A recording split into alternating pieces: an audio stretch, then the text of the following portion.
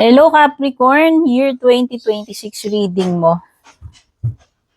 Silip. So, kung anong meron ngayong year 2026 para sa'yo.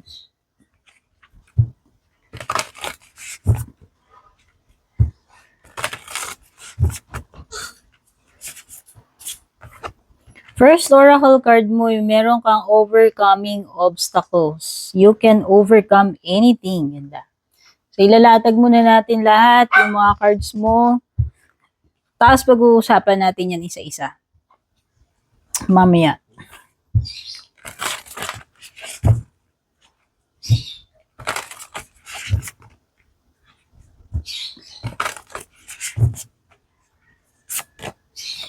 Meron ka ring full moon in Aquarius. Show the world the real you.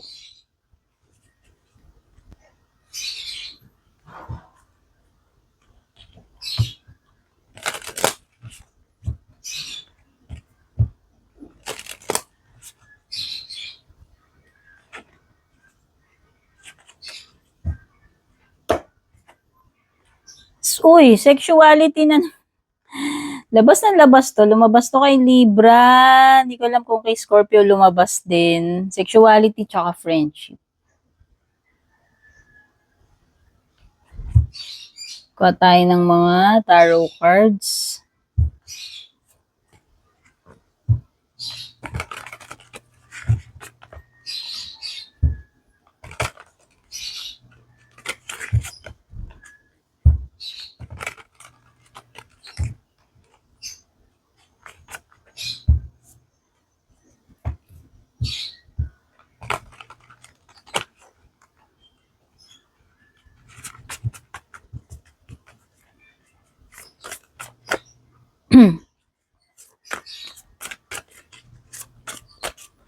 Overall, meron kang King of Wands. Sa challenge, Three of Swords reversed. Good stuff, good news. You have Knight of Cups reversed. Career, financial, kabuhayan mo, meron kang Three of Wands. Sa love life, Seven of Swords. Bottom of the deck, unexpected mo, meron kang Magician reverse na ako. So, pangit ng combination ni Seven of Swords at saka ni Magician. Pa tayong mga tea leaf cards para sa iba pang paparating sa yon. Kasi minsan nakakalimutan ko pag hinuhuli ko ito. Kaya ilatag ko na. Para sure na hindi ko siya makalimutan. O, ito. 1, 2, 3, and 4.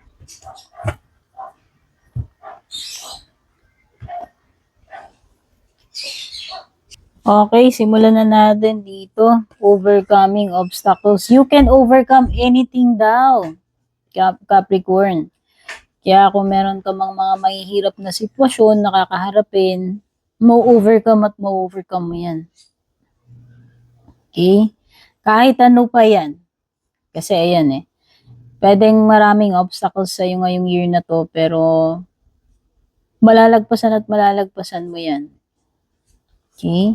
So, yun yung isa sa good news para sa'yo, no? Anything, imaginein mo yun, kahit gaano kahirap, ano man yung kakaharapin mo, darating sa'yo, mau-overcome at mau-overcome mo pa rin siya dito. No? Show the world the real you. Full moon in Aquarius. So, sa tingin ko, there's no need na magano ka na hindi ka magpakatotoo, magpakanatural para lang i-accept ka ng ibang tao ngayong year 2026. Mas lalo kang magiging happy, fulfilled kung magpapakatotoo ka sa sarili mo. Yun yung more on na-feel ko rito sa card na to. So, show the real you. Hindi mo kailangan mag-pretend, baguhin yung sarili mo. para lang mag-fit in ka sa standards ng iba. Okay? So, just be you. Show the world the real you. Yun yung pinaka susi. Anong next? Sexuality and friendship.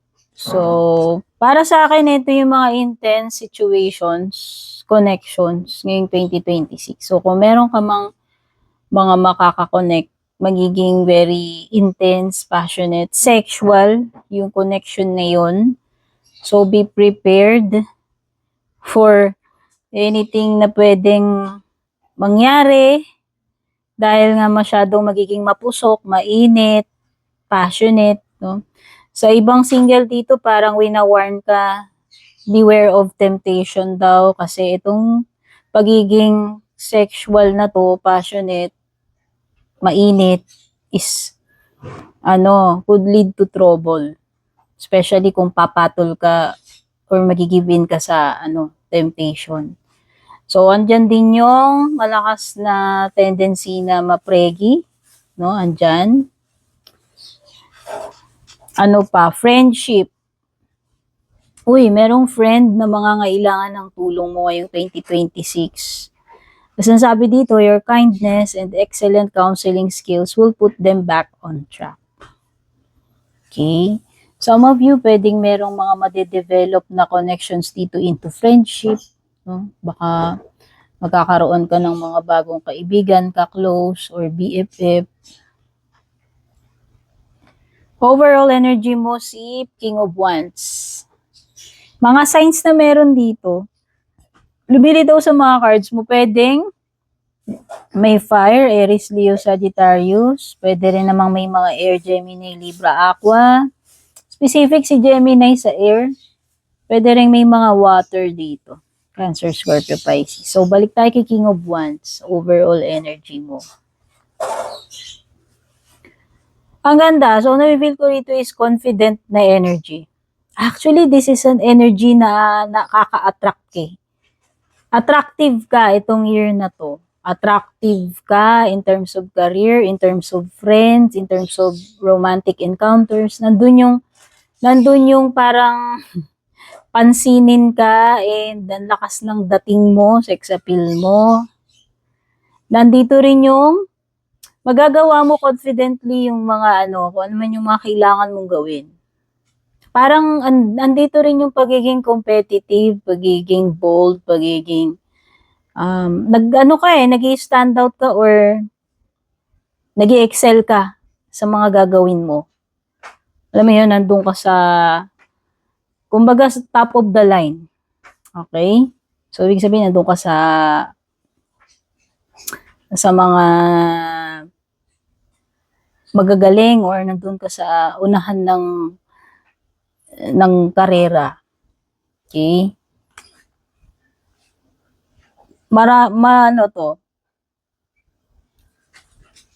So, mas mas bold, mas brave ka, mas malakas yung dating mo itong year na to. Yun yung masasabi ko with the King of Wands. Challenge mo, Three of Swords reverse. So, meron something dito na pwedeng nagtapos na to. It could be anything ha, general reading to eh. Pwedeng meron ng something na nag-end na rito, naging painful yung ending. Sure yan, kasi Three of Swords. Oo.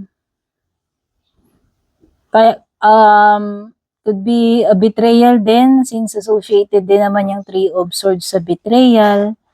Kaya lang, alam mo yun, parang kahit na nangyari na yun, tapos na yun, doon ka na sa process ng moving forward, moving on, healing. Alam mo yun, hindi pa rin maiaalis na andun pa rin yung from time to time, nandun pa rin yung pain. Yun lang. Siguro,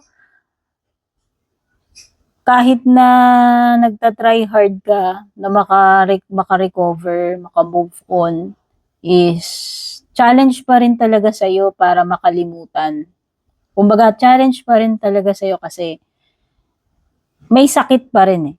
Meron ka pa rin, kumbaga, hindi pa rin talaga totally healed. Meron pa rin pain na nararamdaman from time to time. Yun yung napifeel ko rito. Okay, dealing with kumbaga, nandun pa rin naman yung scars. Kahit sabihin mong hindi na siya ganun kasariwa yung sugat, yung pain, pero challenge pa rin sa'yo yung scarred ka na. Parang ganun yung nafe-feel ko dyan. It could be difficulty also dealing with betrayal, loss. Kasi ito about breakup, separation, ending, betrayal, loss. So, pwedeng yun, hihirapan ka pa rin, no, na nahihirapan ka pa rin dun sa process na yun. Whether healing yun or still dealing with the pain.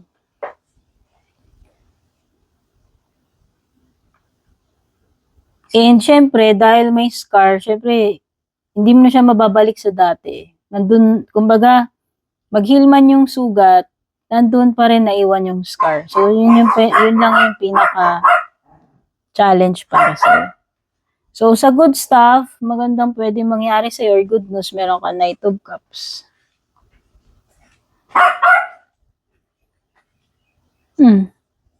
I think meron someone coming.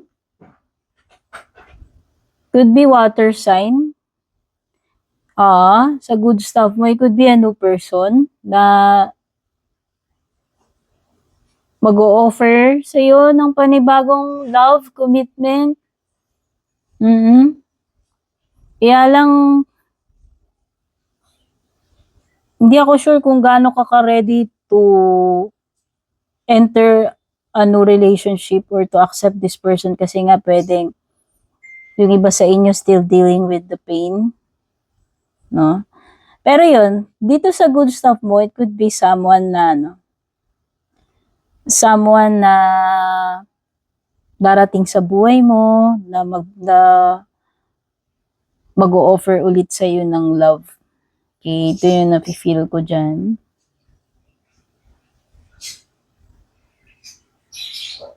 Tapos, sa financial career kabuhayan mo, meron ka 3 bonds. Ang ganda nito, expansion to.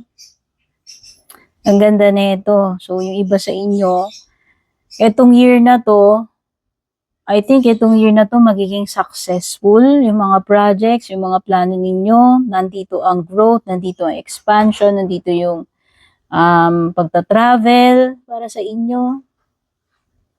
So, malawak yung possibilities para sa inyo ngayong 2026 in career, in financial, in business, or sa personal growth ninyo. Okay, so magandang sign yan for opportunities and sa pagle-level up, sa growth, sa expansion mo. Sa love life mo naman, you have the 7 of Swords. I think this is a person na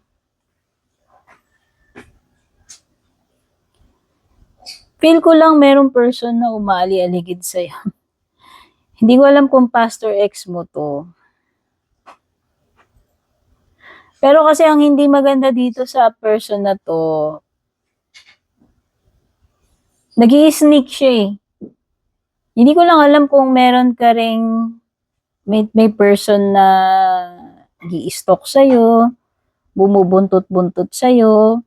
Kaya lang kasi, maging cautious ka kasi pwedeng itong person na to, bago man ito or hindi pwede kasing may mga hidden motives to. Pwedeng may mga hidden motives siya. Yun lang yung nafe-feel ko. Ayan, no, sa area ng unexpected mo, lumitaw din yung Magician. So, be careful. Sa love life, be careful din sa mga ganong klaseng tao. And in general, since lumitaw din to sa unexpected, maging maingat ka sa mga tao na papasok sa buhay mo, in pagkakatiwalaan mo. Kasi hindi lahat yan trustworthy, hindi lahat yan ay transparent. Yung iba dito may mga hidden motives, actually manipulative, baka ma-take advantage ka, ma-scam ka, etc. etc. Okay? Baka magamit ka, yung mga ganun. Ano pa ibang paparating sa'yo? Clouds, ito yung mga problems, temporary problems. Pero sabi nga dito, di ba, kahit ano pang obstacles yung dumating sa'yo, you will surely overcome anything. Tower. Wow, ito ay success. This is something na magiging matatag, no? Kasi itong tower na to ay pagbibuild ng solid foundation. So, pwedeng iba sa inyo, ano man yung mga i-build ninyo, itong year na to, sa tingin ko, magiging matatag yan and maaaring maging successful yan. Hills, ang dami mo talagang obstacles. Ayan, obstacles, temporary problems, pero mau-overcome mo pa rin yan. Dahil nga dito, you can overcome anything. And ano pa? Position of authority, for some of you, magandang sign to. Kasi di ba sabi ko nga sa career, financial, kabuhayan mo, may leveling up, expansion, growth. So, pwedeng ito ay sign ng pag level up mo sa career mo, like promotion or increase pagdating sa sahod. Okay, so yun yung mga na-pick up ko for you, Capricorn. Take care. God bless, babush.